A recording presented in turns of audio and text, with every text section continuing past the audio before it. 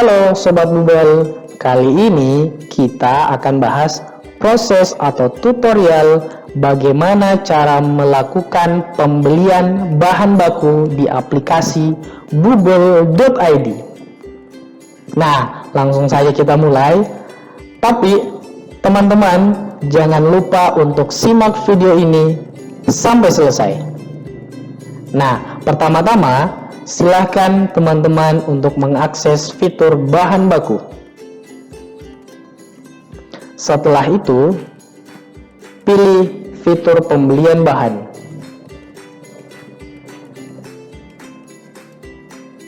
Nah, sekadar informasi, fitur pembelian bahan baku ini digunakan untuk proses atau kegiatan untuk melakukan pembelian ke supplier atau vendor atau toko tempat pembelian dari bahan baku dari teman-teman.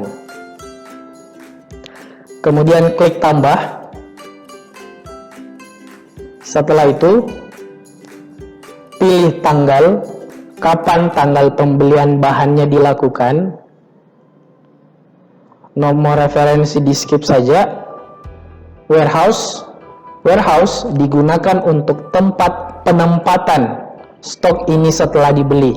Jadi semisal hari ini kita beli, stok ini kita tempatkan di F&B untuk tempatnya.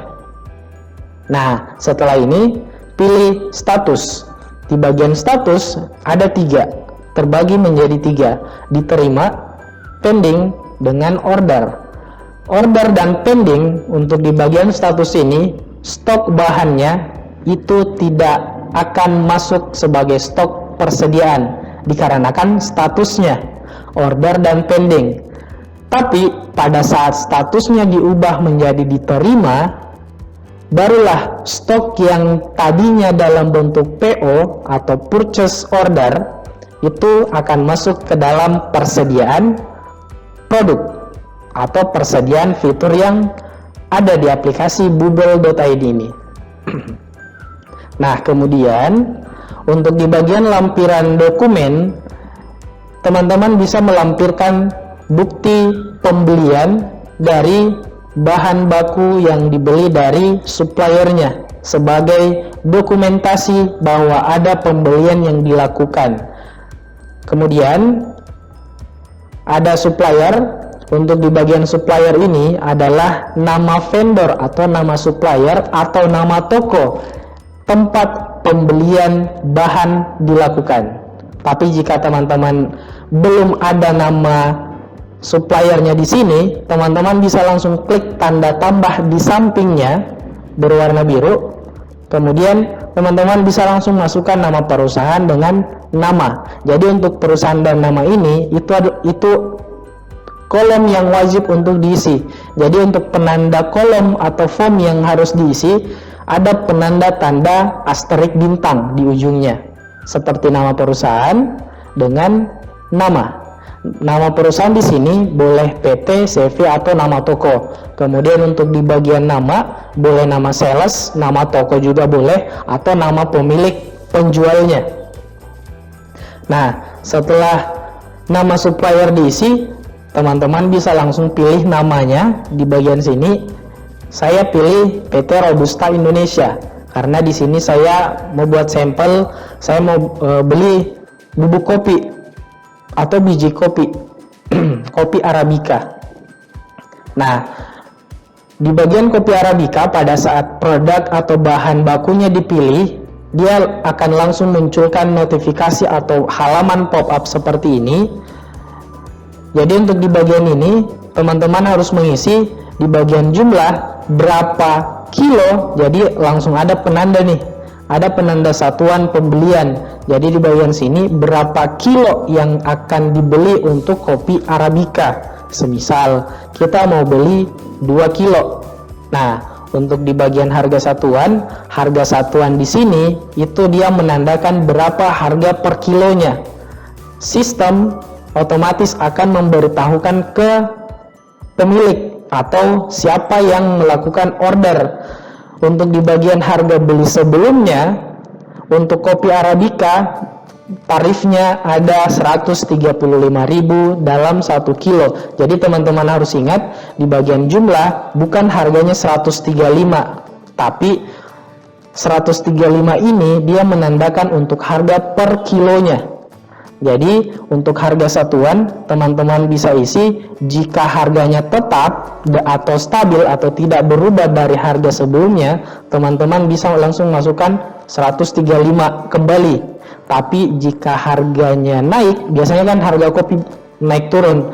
Jadi untuk di harga satuan teman-teman bisa langsung rubah, langsung naikkan atau turunkan sesuai dengan harga pembelian teman-teman sekalian. Nah setelah itu untuk bagian produk diskon, kalau semisal kita dikasih diskon harga dari harga 140, ya boleh dimasukkan. Misal nih, dari harga 140 ternyata kita dikasih diskon 2000. Nah, 2000 per produknya. Jadi bukan totalan yang diisi di sini, tapi per produknya atau per kilonya. Nah, di sini tinggal masukkan 2000 atau langsung masukkan persentase. Jadi salah satunya boleh diisi. Kalau kita isi persentase, dia akan konversi ke rupiahnya berapa yang didapatkan dari potongan diskonnya. Begitupun sebaliknya, kalau kita isi rupiah, ya kita akan dapat persentasenya juga. Nah, setelah itu dari harga 140 kita akan dapatkan harga satuan atau harga net atau harga fix dari harga bahan yang kita belikan di supplier yang kita tempatkan untuk membeli. Nah, setelah itu klik simpan. Nah, di bagian ini di dalam tabel teman-teman bisa langsung lihat total tagihan dalam produk ini kopi Arabica kita belikan dengan harga 138 dengan jumlah 2 kilo dengan diskon min 2000, maka nilai subtotalnya dari 138 dikalikan 2 sama dengan subtotal. Nah, tapi jika teman-teman ingin menambahkan bahan lagi atau ingin membeli bahan lagi dari supplier yang sama, jadi teman-teman harus ingat satu kali transaksi untuk peruntukan satu tempat atau satu toko atau satu supplier. Tidak boleh ada produk supplier lain dalam satu supplier. Nah, dan jika teman-teman sudah masukkan semua daftar list belanjaan dalam satu supplier ini, teman-teman langsung bisa lanjut di bagian bawah ada diskon. Jadi untuk di bagian diskon ini tadi kan sebenarnya sudah ada diskon, tapi untuk di bagian diskon ini itu juga ada.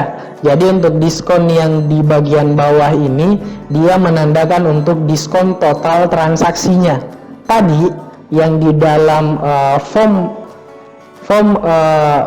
pembelian bahannya itu adalah diskon per itemnya. Kalau untuk yang di luar form itu adalah diskon total belanjaan kita. Jadi dari 276 ini kita dapat diskon berapa? Nah, kalau kita tidak dapat diskon boleh dikosongkan. Kena pajak tidak ada, boleh diisi boleh tidak.